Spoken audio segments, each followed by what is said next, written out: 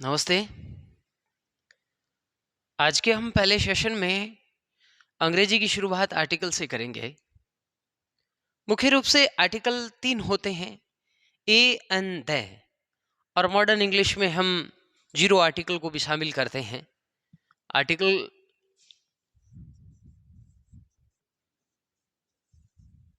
Articles A and the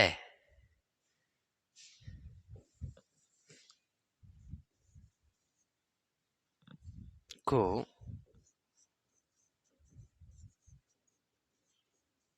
articles कहते हैं।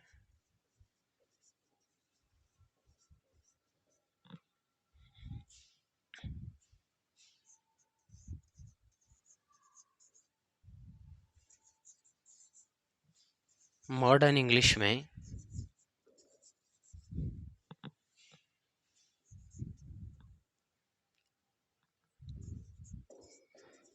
A and the के अलावा चौथा आर्टिकल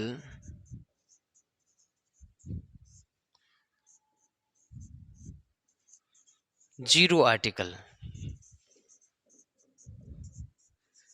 को शामिल किया गया है।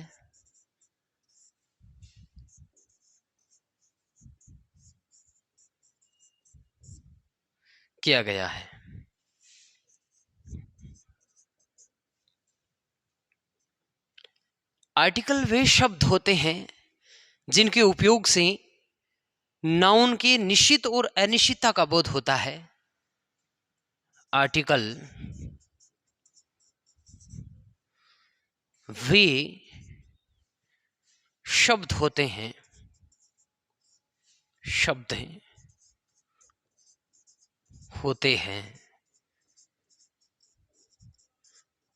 जिनके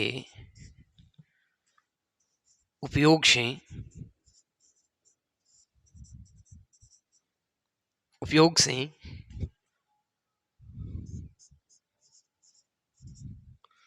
नाउन के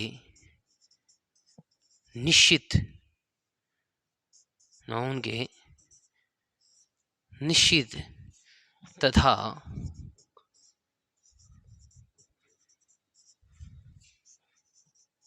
अनिश्चित का बोध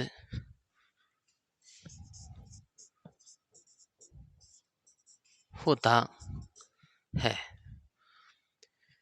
दोस्तों, आर्टिकल का हमेशा प्रयोग नाउन से पहले होता है, और हम लोग जब आर्टिकल का उपयोग कर देते हैं तो हमें उस नाउन का पता चलता है कि ये नाउन निश्चित है या अनिश्चित है, और वो अनिश्चित और निश्चित का पता आर्टिकल से ही पता चलता है। और मुख्य रूप से आर्टिकल दो प्रकार के होते हैं, डेफिनेट आर्टिकल और इनडेफिनेट आर्टिकल। ये फटाफट छाप लीजिएगा।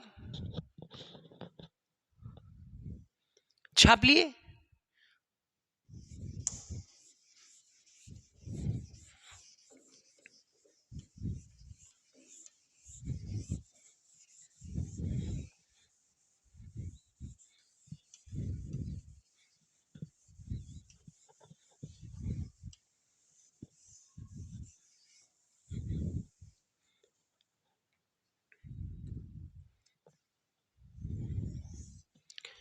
आर्टिकल मुख्य रूप से दो भागों में बांटा गया है आर्टिकल को। एक तो डेफिनेट आर्टिकल, ऐसे दो कॉलम बना लीजिएगा। दूसरा है इनडेफिनेट आर्टिकल।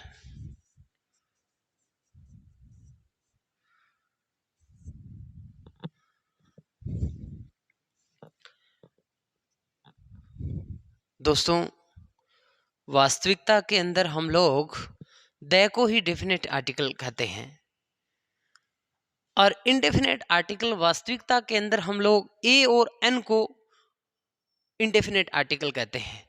इनका उपयोग हम अनिश्चितता के रूप में करते हैं। अनिश्चित कोई संज्ञा होती है, उसको दर्शाने के लिए हम इंडेफिनेट आर्टिकल का प्रयोग करते हैं, और निश्चितता का बोध कराने के लिए हम लोग डेफिनेट आर्टिकल का प्रयोग करते हैं। जैसे द को ही वास्तविकता में, द को ही वास्तविकता में डेफिनेट आर्टिकल कहते हैं। डेफिनेट आर्टिकल कहते हैं।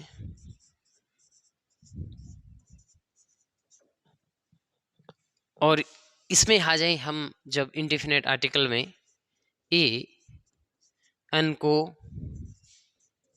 ही वास्तविकता में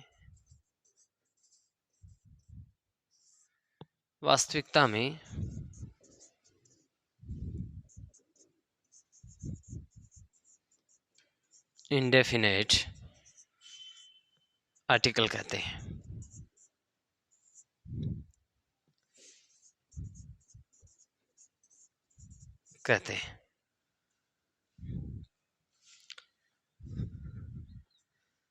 डेफिनेट आर्टिकल का उपयोग निश्चितता का बोध कराने के लिए होता है।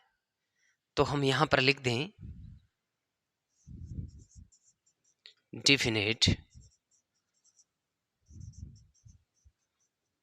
आर्टिकल का उपयोग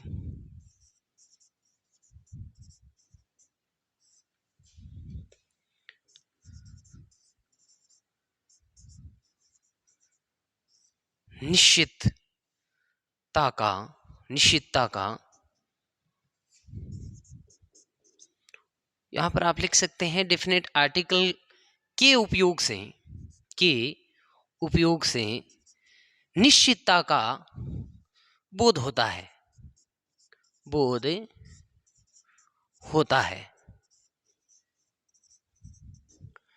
और यहां पर आप लिख लीजिएगा कि इंडेफिनेट आर्टिकल के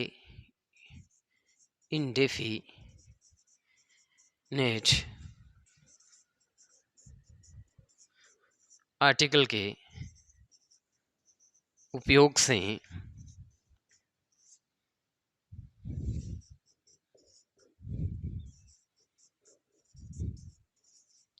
अनिश्चितता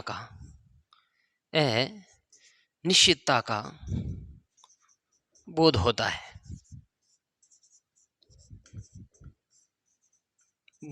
है। छाप लीजिएगा दोस्तों, इसको मैं आगे लिखाता हूं। सीधा सा एकदम सिंपल है। डेफिनेट आर्टिकल द को कहते हैं, और इनडेफिनेट आर्टिकल है वो ए और एन को कहते हैं। ये अनिश्चित कोई संज्ञा होती है, उसमें अनिश्चित संज्ञा के साथ में हम लोग अगर आर्टिकल का उपयोग करते हैं तो ए और एन का प्रयोग करते हैं। और हम इसमें आए डेफिनेट आर्टिकल के अंदर, डेफिनेट आर्टिकल हमेशा निश्चित कोई संज्ञा होती है तो उससे पहले हम डेफिनेट आर्टिकल का प्रयोग करते हैं। इसको समझ लीजिएगा। उसके बाद में आपको उदाहरण के जरिए, एग्जाम्पल के जरिए आपको समझाने का प्रयास करूंगा। तो यानी यहां पर स्पष्ट लिख दिया है कि द को ही वास्तविकता में डेफिनेट आर्टिकल कहते हैं, और द का प्रयोग हमेशा निश्चित संज्ञा के साथ में ही होता है, और ए और एन का हमेशा अनिश्चित संज्ञा के साथ में ही प्रयोग होता है।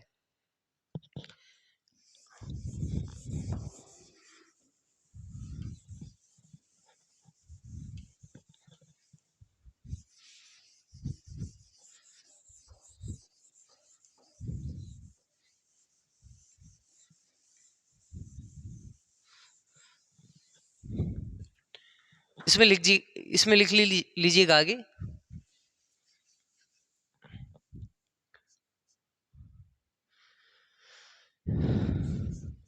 डेफिनेट आर्टिकल का उपयोग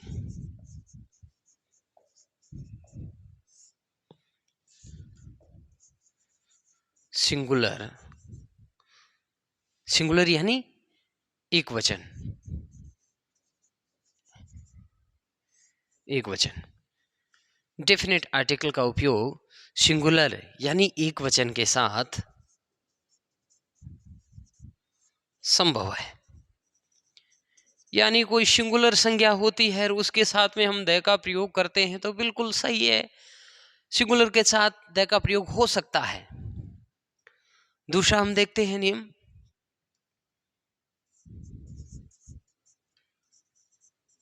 डेफिनेट आर्टिकल का उपयोग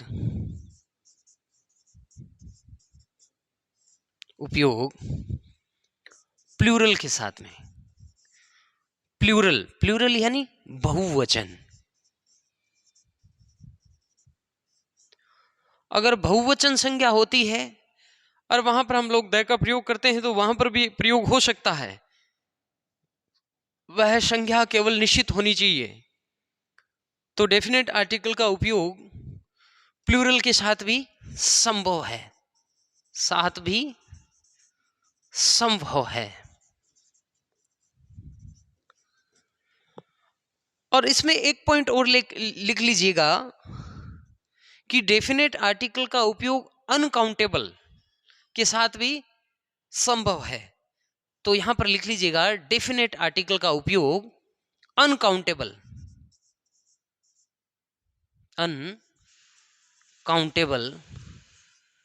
के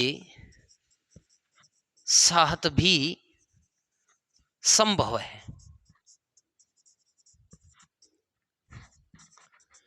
ये तो था दोस्तों डेफिनेट आर्टिकल। और अब हम इनडेफिनेट आर्टिकल के नियम जानते हैं। इनडेफिनेट आर्टिकल का उपयोग सिंगुलर के साथ संभव है। इनडेफिनेट आर्टिकल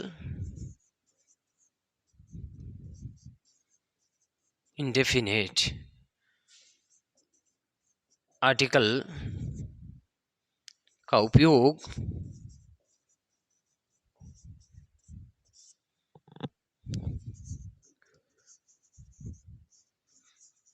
सिंगुलर के साथ संभव है। और हमने जाना है इंडेफिनेट आर्टिकल कौन कौन से होते हैं। ए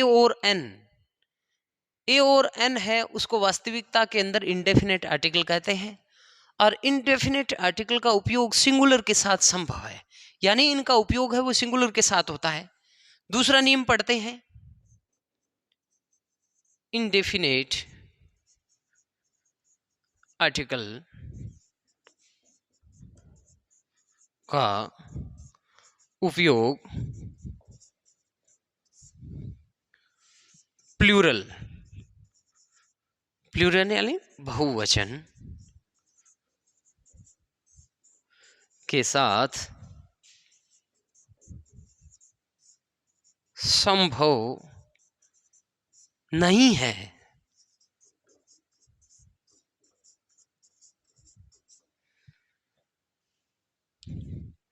यानी इनडेफिनेट आर्टिकल का उपयोग प्लूरल के साथ संभव नहीं है और सिंगुलर के साथ संभव है।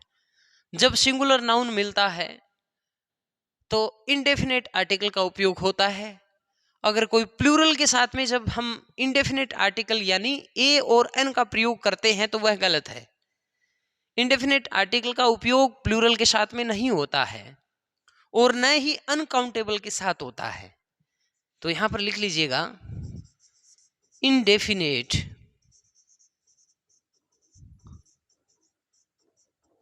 आर्टिकल का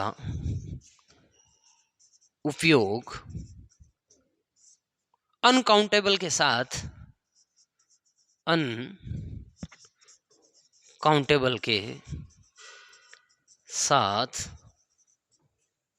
संभव नहीं है। संभव नहीं है। यानी प्रिय विद्यार्थियों, सीधा सा एकदम सिंपल तरीका है और मैं कहता हूं इंग्लिश दुनिया की सबसे सरल भाषाओं में से है।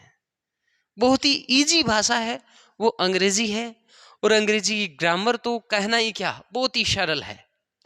दोस्तों मैं गारंटी देता हूं, आप मेरी रेगुलर क्लास ले लीजिएगा, मैं इस चीज की आपको गारंटी देता हूं, विश्वास दिलाता हूं कि गारंटी से आपको ग्रामर पे ऊपर आपकी कमांड हो जाएगी, और आप चाहे कोई सा कंपटीशन दे देना, चाहे IAS दे देना, चाहे RS दे देना, चाहे छोटी वैकेंसियां हैं वो दे देना, इससे बाहर ग्रामर अंग्रेजी की आ ही नहीं सकती। मैं इतने बेहतरीन तरीके से आपको अंग्रेजी की ग्रामर कराऊंगा तो आपको मजा आ जाएगा, आनंद आ जाएगा। और आवश्यकता है इस प्रकार से आपको एक्सप्लेन करके, और कोई किताबों में भी आपको नहीं मिलेगा, नहीं कोई पढ़ाएगा। तो दोस्तों एक बार थोड़ा सा और समझ लेते हैं। डेफिनेट आर्टिकल और इनडेफिनेट आर्टिकल, ये दो भागों में बांटा गया है। डेफिनेट आर्टिकल हमने पढ़ा है, दे को ही डेफिनेट आर्टिकल कहते हैं, और दे का प्रयोग है वो हमेशा सिंगुलर के साथ में भी संभव है, प्लूरल के साथ में भी संभव है, और अनकाउंटेबल के साथ में भी संभव है। लेकिन वह संज्ञा क्या होनी चाहिए, निश्चित होनी चाहिए। और इनडेफिनेट आर्टिकल का प्रयोग हमेशा अनिश्चित नाउन के साथ में प्रयोग होता है। नाउन का अर्थ है संज्ञा। यानी हमने पढ़ा है कि इंडेफिनेट आर्टिकल है वो ए और एन इंडेफिनेट आर्टिकल है, और इसका प्रयोग हमेशा अनिश्चित नाउन के साथ में प्रयोग होता है। इंडेफिनेट आर्टिकल यानी ए और एन का प्रयोग हमेशा सिंगुलर के साथ में किया जाता है, और इंडेफिनेट आर्टिकल का प्रयोग है वो प्लूरल यानी बहुवचन के साथ में होता ही नहीं है, न ही अनकाउंटेबल के साथ में होता है। अनकाउंटेबल का अर्थ होता है जिसको गिना नहीं जा सका, जिसे गिना नहीं जा सकता वह अनकाउंटेबल होता है, और अनकाउंटेबल के साथ में ए और एन का प्रयोग होता नहीं है, नहीं प्लूरल के साथ में होता है। ओनली फॉर ए और एन का प्रयोग केवल सिंगुलर के साथ में प्रयोग होता है। और डेफिनेट यानी दे का प्रयोग सिंगुलर के साथ भी होता है, प्लूरल के साथ भी होता है, और अनकाउंटेबल के साथ में भी होता है। तो छाप लीजिएगा इसको, फिर आगे चलते हैं। मैं आपको एग्जाम्पल करवा देता हूं।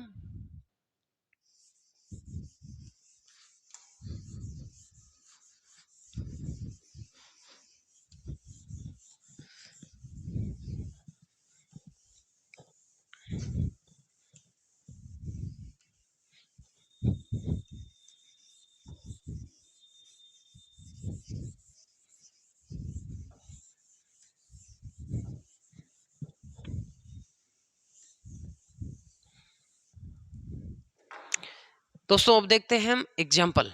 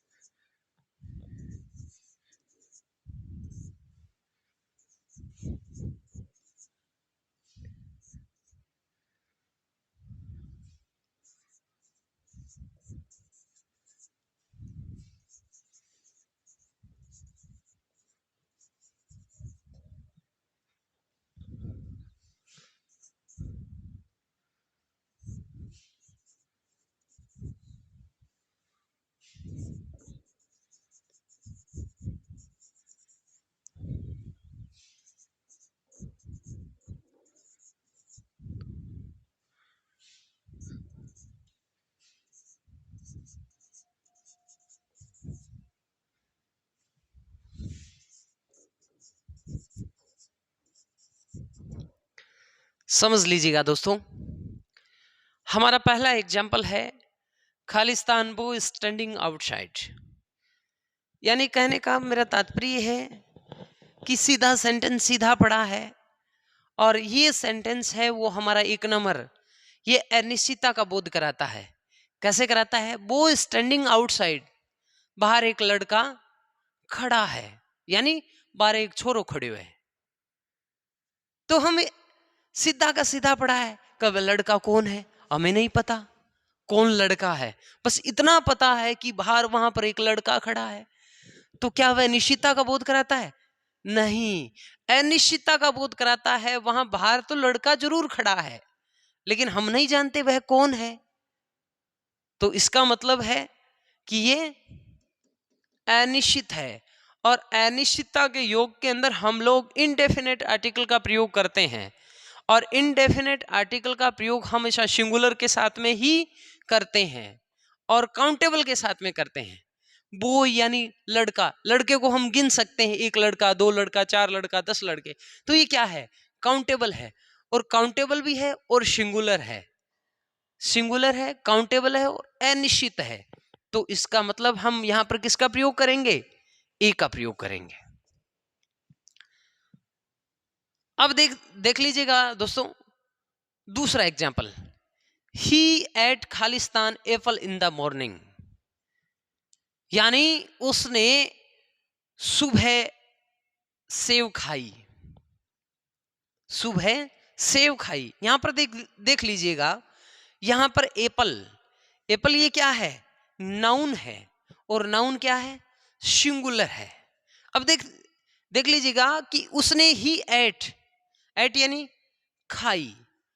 क्या खाई? एप्पल इन द मॉर्निंग, सुबह उसने सेव खाई। किसने खाई? हमें नहीं पता किसने खाई। तो इसका मतलब है ये क्या है? अनिश्चित है।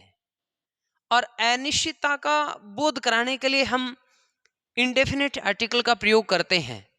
और अब यहां पर देख लीजिएगा, साउंड के आधार पर यहां पर हम लोग प्रयोग करेंगे। एप्पल, यहां पर वोवल साउंड आ रहा है, तो हम लोग यहां पर किसका प्रयोग करेंगे? एन का प्रयोग कर देंगे।